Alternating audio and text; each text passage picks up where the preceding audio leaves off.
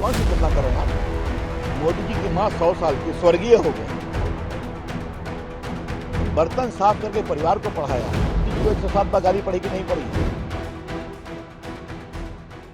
आप भ्रम पाले बैठे रहिए कि पीएम मोदी की माँ हो या देश के किसी गरीब की माँ, सम्मान सबकी माँ का एक समान है। किसी की भी माँ का अपमान अपमान ही माना जाएगा।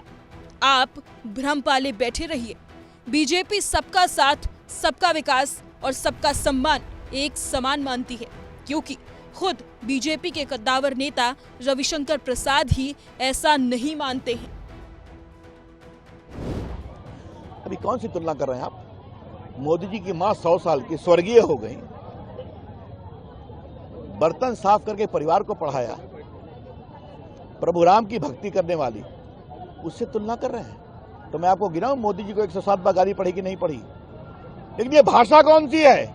ये अहंकार है कि हम कुछ भी करेंगे, कुछ भी कहेंगे। धन्यवाद। दरअसल पीएम मोदी की मां को वोटर अधिकार यात्रा के खाली पड़े मंच से किसी ने गाली दी।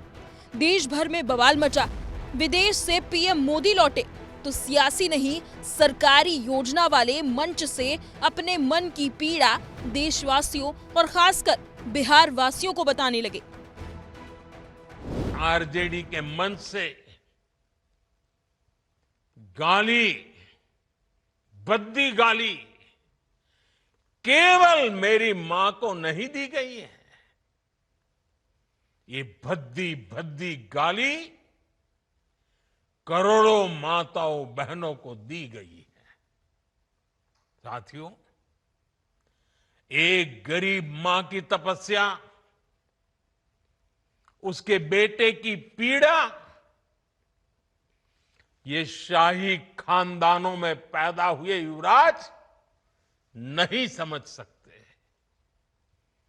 ये नामदार लोग तो सोने चांदी का चम्मच लेकर पैदा हुए हैं। ये नामदार लोग तो सोने चांदी का चम्मच लेकर पैदा हुए हैं।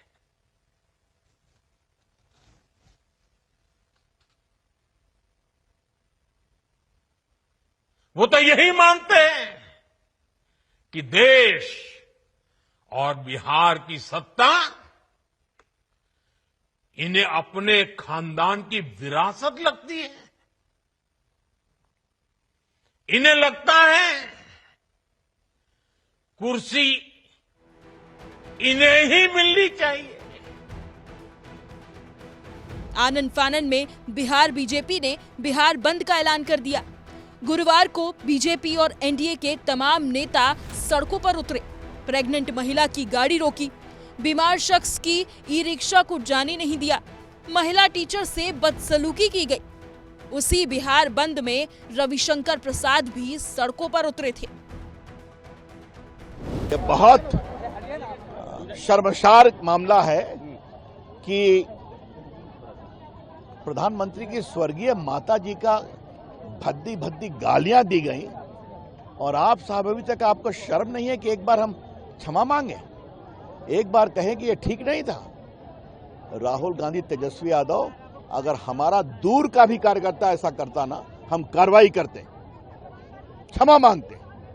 ये आपके संस्कार हैं, ये आपकी बेशर्मी है, हम इसकी बहुत भर्त्सना करते हैं। आप लोग ही गाली का इस्तेमाल करते हैं। रविशंकर प्रसाद ने पूरे तेवर के साथ राहुल और तेजस्वी को ललकारा, फटकारा और बेशर्म तक कह डाला। विपक्ष को संस्कार याद दिलाते हुए दावा ये कर दिया कि बीजेपी का कोई कार्यकर्ता ऐसा करता तो कार्रवाई करते, हम खुद क्षमा मांगते। पलटकर मीडिया ने सवाल कर दिया, गाली तो बीजेपी वाले भी देते हैं, तो सुनिए तपाक से क्या जवाब दिया। अभी कौन सी तुलना कर रहे हैं आप? मोदी जी की माँ 100 साल की स्वर्गीय हो गई,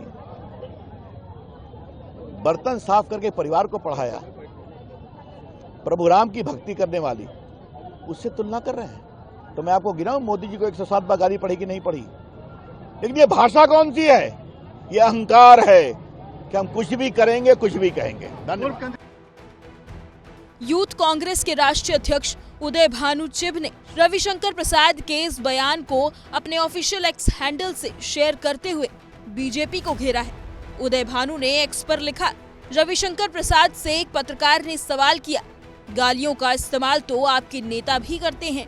जवाब सुनकर आप दंग रह जाएंगे। क्या मोदी जी की मां ही हिंदुस्तान में इकलौती मां है और बाकी जिन माताओं बहनों को संघी गालियां देते रहे वो मां नहीं है?